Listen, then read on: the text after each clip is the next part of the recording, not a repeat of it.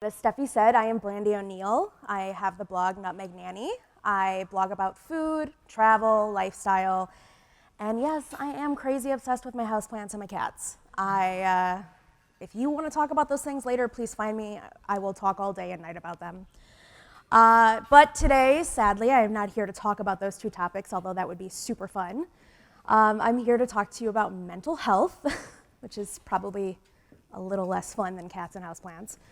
But I'm also going to talk about the struggles of working from home, how we compare ourselves to others, how to deal with those struggles, how to talk openly with your friends, family, and even your followers about struggles that you're going through, and how to give yourself grace and kindness when you are struggling. I'm going to start off by sharing a story. Well, actually, first, let me say there's a small content warning. I will be talking about domestic abuse, and I will be talking about mental health. So if any of those topics upset you in any way, I won't be offended. You can go. I just didn't want to spring that on anyone. I realize it's not a typical conversation that you might have at a blogging conference.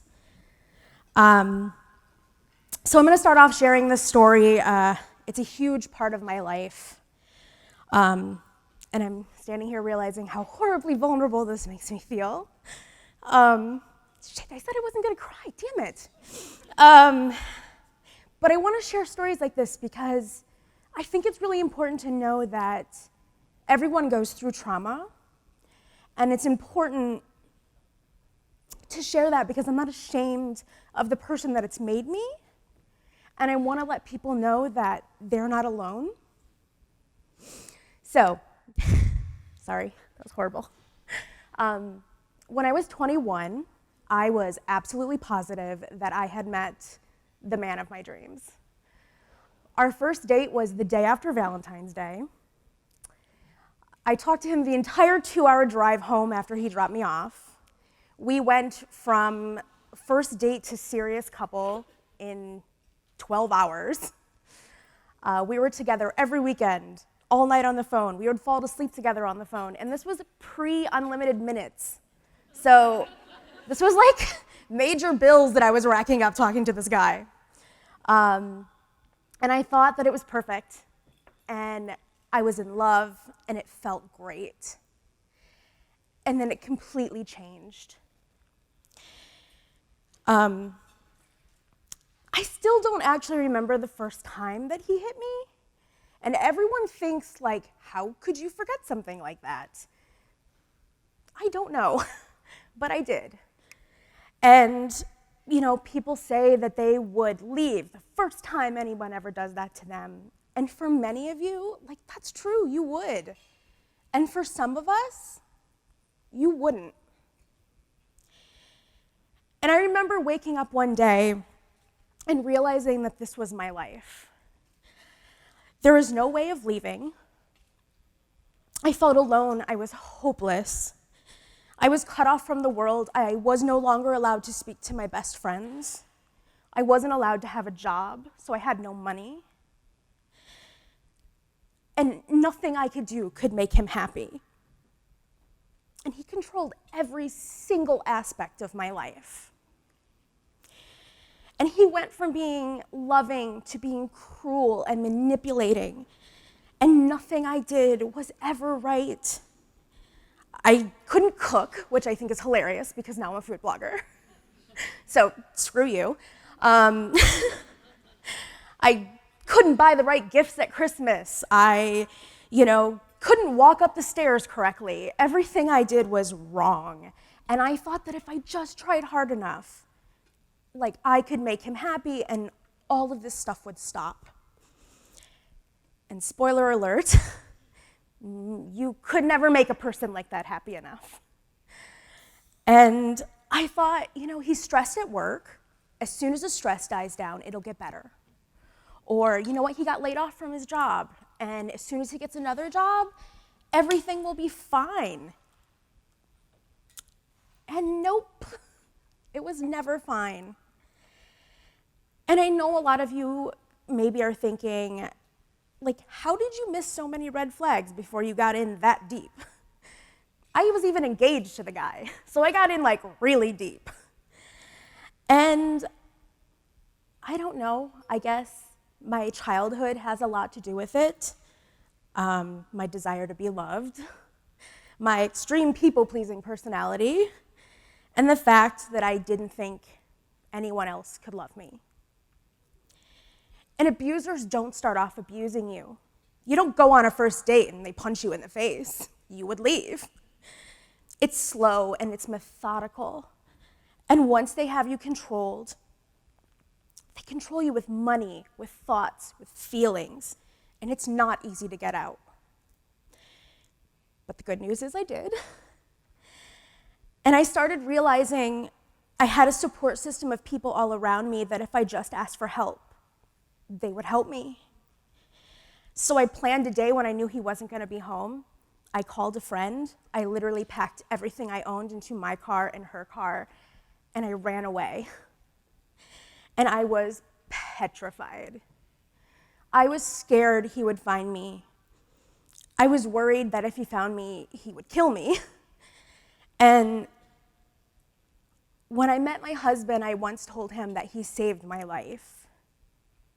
And I don't think that he knew how much it really meant that. Sorry. My ex called me 200 times a day for 6 months after I left. And he didn't stop calling me until about 5 years after we stopped dating. And that was pretty rough.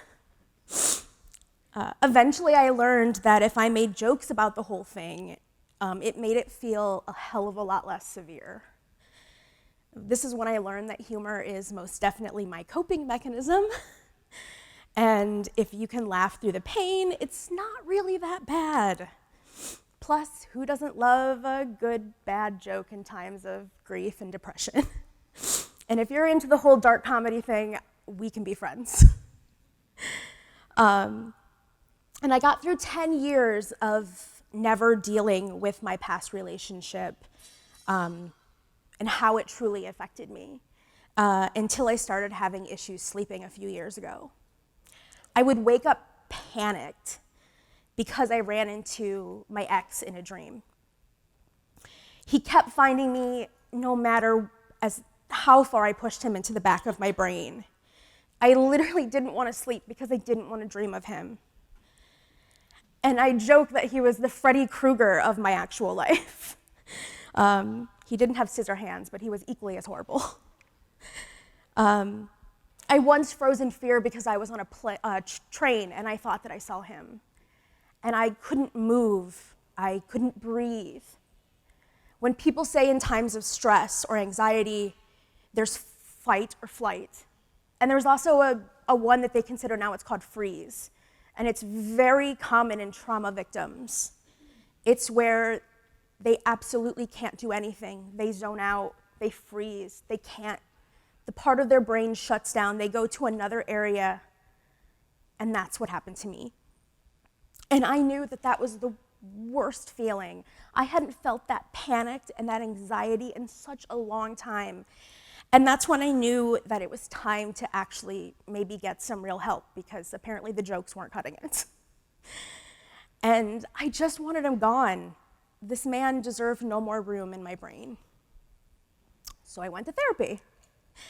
And in full disclosure, I went to therapy, hated my therapist, stopped going to therapy, started having nightmares again, and then went back to therapy, finally found a therapist who I loved, which is very important. And, so after that hard part of finding a therapist that I actually liked, I had to learn to accept that I actually suffered from mental health issues. I had always known that I had anxiety, but I just assumed like everyone has anxiety, so it's completely and totally normal. I knew I felt depressed at times, but I don't know, like so does every member of my family. So I naturally assumed that was normal as well. But the thing that threw me off is when my therapist looked at me and said, I think that you have PTSD and that you suffer from ADHD. which I literally looked at her and went, yeah, see, I've never been one to have too much energy, and I wasn't in the war, so I'm pretty sure I don't have PTSD. And I let her know that, yeah, it was a bad relationship, but it wasn't that bad. Like, there are people who have it way worse. He never broke anything. I was never in the hospital. And, apparently that doesn't matter. I do have PTSD. I do have ADHD. And I also suffer from anxiety and depression. And, can I blame my ex for all of those things? No. Do I sometimes? Yes. But if I had to pick something positive out of the whole situation, it's that coming out of this finally made me learn how to deal with my issues and how to seek help. And just because I'm tired of the stigma, yeah, I take medications for all of my problems. You would never look at someone suffering from pneumonia and tell them to go for a walk to see if it heals their pneumonia. So why do we act like people who take mental health medications are taking some sort of easy way out? Sometimes our brains need help, and I'm giving it the help that it needs. At the current moment, there are 40 million people suffering from anxiety disorders, and 36% of those people ever seek treatment. And one of the major causes of anxiety in life is our jobs. And that's why I'm here. One of the biggest issues that I know a lot of us suffer from is the whole comparison is the thief of joy. And we all know the saying, and I am like 1 trillion bazillion, the biggest number you can think of, percent guilty of doing this. I look at other people's accomplishments as my failures, and I know that a lot of this stems from childhood shit that sucks, and we all have been there. And I just want to prove that I can be good at something. Being with a person like that breaks you down to a point where you think you can do nothing. So I have this part of me that just wants to prove him wrong all of the time. But that drive can be healthy in some doses, and it can be horribly unhealthy in others. It can lead to depression, and it can lead to anger, and it can lead to just all-around unhappiness. And for me, it made me feel competitive against my friends, which is the last thing that I ever wanted to do. These people are my friends. I don't want to try to compete against them.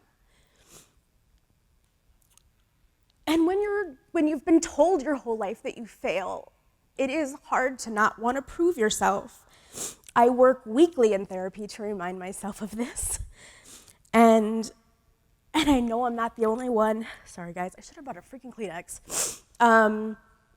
who feels that way. But the more I remind myself that I am enough, the more I learn that the more I give, the more I get back.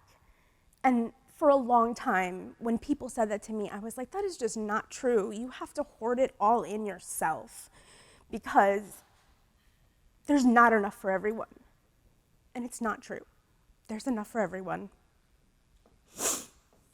Oh, thank you. Thank God. All right, 1 second, guys. Pause. This will fill my full 45 minutes. My crying and then cleaning up the disastrous mess on my face. Sorry. All right. I realize not all of you might have been through the same experience as me, so maybe you don't even suffer from the issues that I'm talking about. But some of you might also deal with social isolation, stress over the constant changing of how much money comes in every month, unusual work hours, trying to do it all, including doing your job and watching your kids and running errands and cleaning your house. And of course, dealing with the whole highlight reel thing on social media. You know, not only do we compare ourselves with others, but we also may struggle to share our true selves with not just our family or friends, but even our followers. And a lot of people don't even notice when they may be struggling with depression or anxiety. Not all depressed people are suicidal, and not all anxiety-ridden people are suffering from panic attacks. Depression can cause lack of energy, appetite changes, difficulty concentrating, angry outbursts, and even unexplained aches and pains. When I am depressed, I don't want to die. I just want to lay on my couch and not move. I don't care about my job. I don't care about emails. And it's rough, especially when your husband comes home and he's like, "What'd you do today?" And I'm just like, "I'm wearing the same pajamas for 3 days in a row. Don't talk to me." And anxiety can cause constant worrying, agitation, issues with sleeping, muscle tension. If you know I'm pissed off, it's because my jaw will just be clenching back and forth, like my anxiety is out of control. And irrational fears that interfere with your life, which for me used to be flying. I would cry at the mere thought of booking a flight. In fact, one time I had such a panic attack trying to book a flight, I made my friend book it for me because I couldn't even handle the idea of getting on an airplane. Therapy did help with that, by the way. And if you're feeling this way, there are a few things that you can change in your life to maybe make things a little bit easier.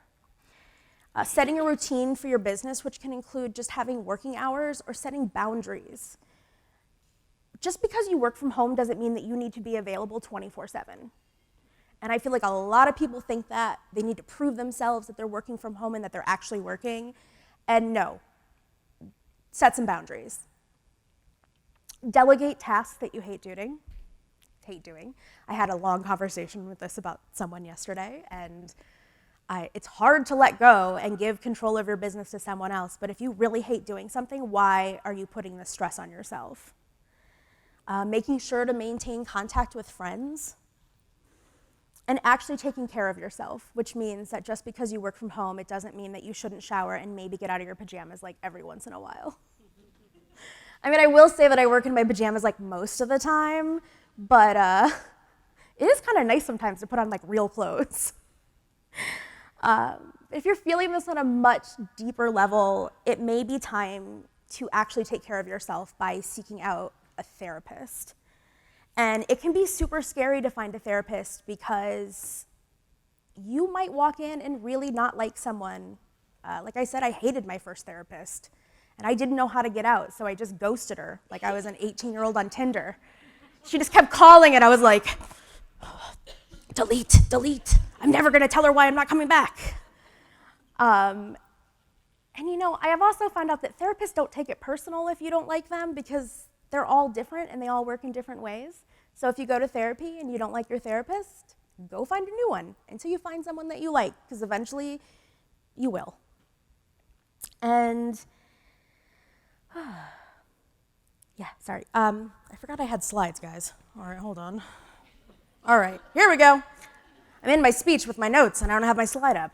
I have put a few ways that you can find a therapist on the slide and things to consider when you're looking for a therapist. Obviously, you can talk with your friends and family if you're comfortable getting recommendations. That's how I found my therapist. One of my really good friends is a therapist, and obviously she can't be mine, but I said I want someone who is younger. I want someone who understands what I do as a job. My last therapist, she was older, and she could not wrap her head around what I did for a job. And it was really hard to try to connect with someone when they have no clue what you're doing. There's tools online that can help you find therapists in your area. Of course, your insurance company usually has a mental health website, and every day insurance companies are getting better and better about actually covering mental health care coverage. And there's tons of different types of therapy. So I go to cognitive behavioral therapy, which is a way of helping you retrain your brain to help you become less mean to yourself, basically. And pick a therapist based on their needs. Every therapist will tell you what they specialize in. So pick one that you know is gonna match up with the issues that you are currently suffering from. If you have any questions on how to pick a therapist or find one, feel free to ask. I'm more than happy to help.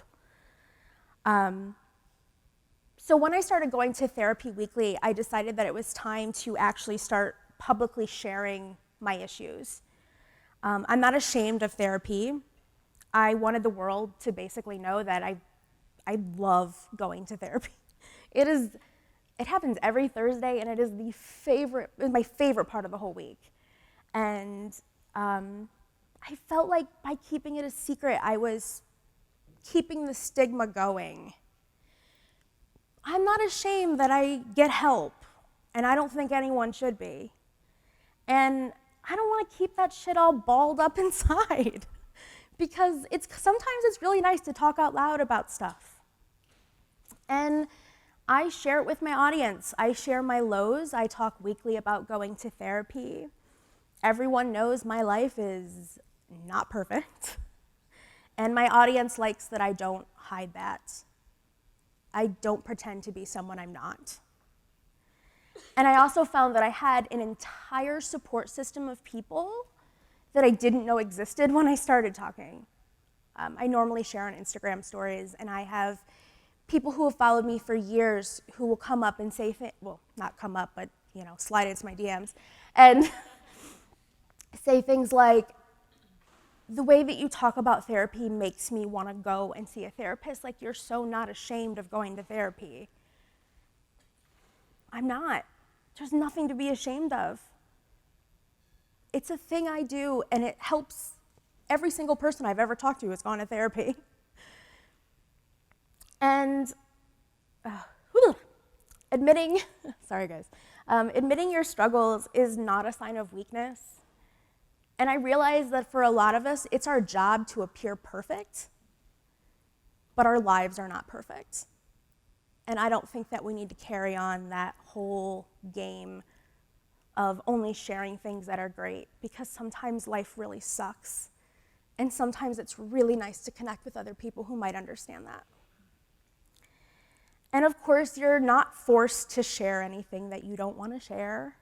And I hate that I have to even say this, but sometimes when you open up about your issues, there are going to be people who are unsupportive because they simply don't understand. My family, when I told them that I suffered from depression and anxiety, PTSD and ADHD, my dad looked at me and went, "You're always happy and smiling. There's no way you have depression. You don't have ADHD because that's not something adults have." And he really couldn't wrap his head around the PTSD thing. I mean, he felt like I did. He thought it was a ward thing, which I'm like, hey, I don't know. I have it.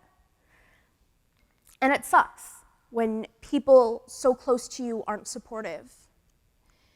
But I don't need him to understand because I have hundreds of people who support me. And by slowly talking to my dad and my family and people who are unsupportive, I think they have learned that I'm not making this up. I truly suffer from this, and I'm just trying very hard for them to understand. And there are ways to help yourself. This is a big part of therapy, is learning how to help yourself at home. And one of the biggest ways is self-care, which I feel like the entire term has gotten completely out of control. People think anything is self-care, and that is simply not true. Self-care is actually scheduling things into your life and prioritizing yourself. So that means if you know that if you take a run every day, you feel fantastic, you schedule a run in every day. That's something you have to do. You are prioritizing yourself. It means that if you are rewarding yourself with a massage because you finished a cookbook, that's self-care. Self-care can also just be meditating. It can just be getting enough sleep at night. And it's just taking care of yourself so you're emotionally, physically, and mentally happy. And what's not self-care, because I feel like I need to point this out, it is not sitting at home for 3 days binging Netflix, laying on your couch and not moving. That is not self-care. It is not spending money that you don't have on stuff and then hashtagging it YOLO, treat yourself, hashtag self-care. That is not self-care, that is masking your problems by buying stuff that you cannot afford. Eating tons of junk food that you know you're gonna go home and feel guilty about. Not self-care, people. And of course, I see this a lot because I'm guilty of it. Pushing yourself to literally do it all, never saying no, because you want to appear like you are just you can just do it all, like you're Superwoman. And in the end of the day, you're exhausted and you hate your life. That is not self-care. And of course, the other way you can help yourself is by giving yourself grace and being kind to yourself. If you saw a friend struggling, you wouldn't tell them to try harder or that they're a failure because they're feeling down and they're struggling. Give yourself the same compassion you would give to a friend.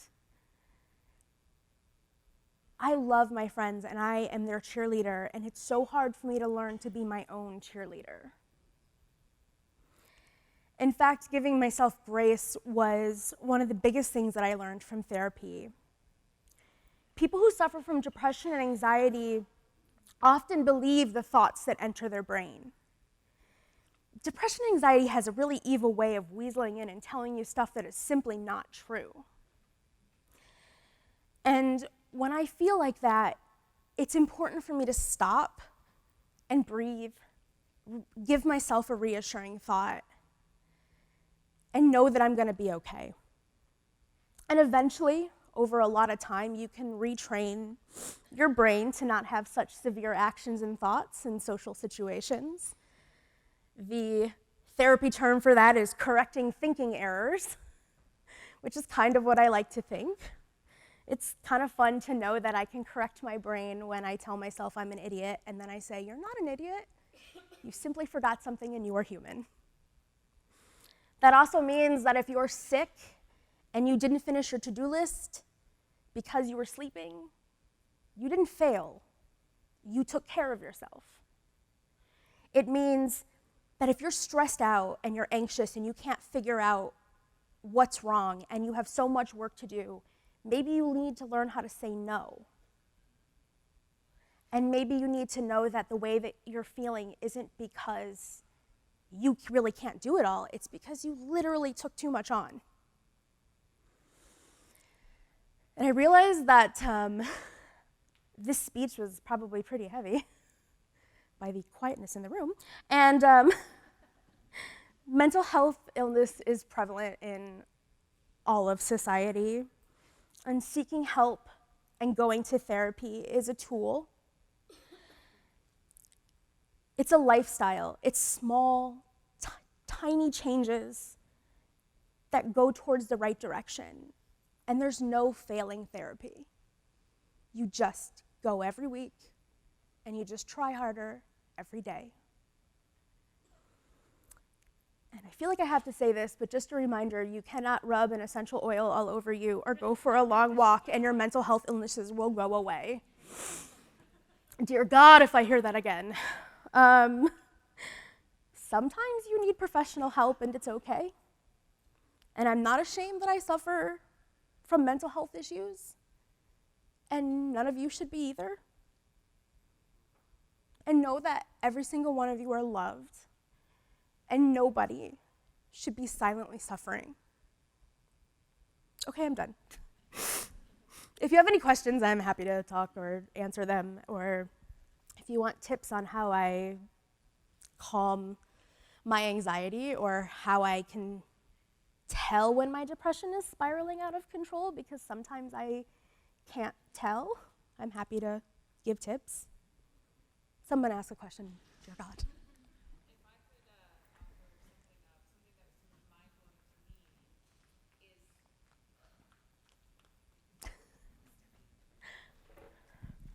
something that was mind-blowing to me is something that was mind-blowing to me is that you can actually do therapy online these days. There are websites like BetterHelp.com that have licensed professionals that you can they can become your therapist. You can do it via video chat, you can do it via email, you can do phone calls.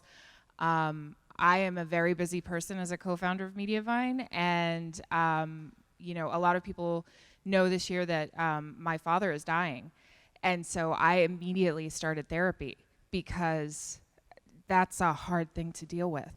And so BetterHelp.com has been huge for me because I can email her at 3:00 in the morning if I need to, and I usually have an answer within like 6 hours. So part of the reason that we wanted Brandy to come and talk today, she's a rock star, and when she's not talking about something so heavy, she's absolutely hilarious. Just watch her Insta stories and you know that. But she loves this community. I have known Brandy for, I don't know, 12 years now. Yeah, a long time. A long time. And she loves this community so deeply. And so everybody that's in this room, like whether she knows you or not, she loves you. And that is why she wanted to come and share her story and make sure that all of us are learning to say no and also taking care of each other.